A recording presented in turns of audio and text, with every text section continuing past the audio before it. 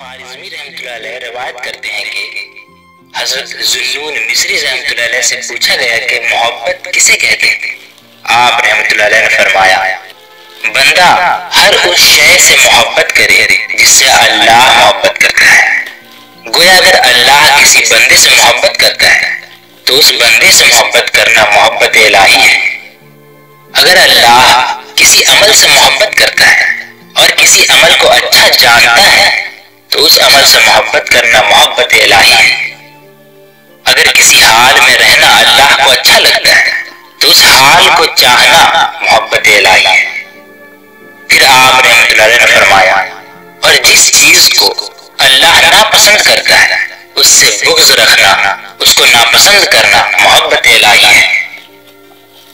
مزید فرماتے ہیں کہ اور جس شے کو اللہ نے خیر قرار دیا ہے ساری زندگی اسی خیر کو اپنائے رکھنا محبت الہی ہے۔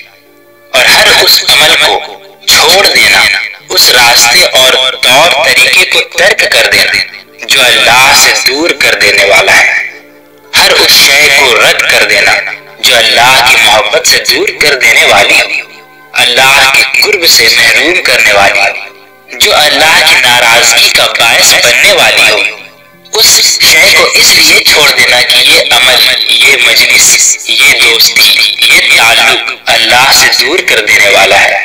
بس محبت یہ ہے کہ بندہ زندگی میں اپنے ہر عمل، فعل، چاہت، خواہش، طور طریقے اور شعار زندگی کا یہ معیار بنا لے کہ وہ کرے جو اسے اللہ کے قریب کر دے اور وہ نہ کرے جو اسے اللہ سے دور کر دے۔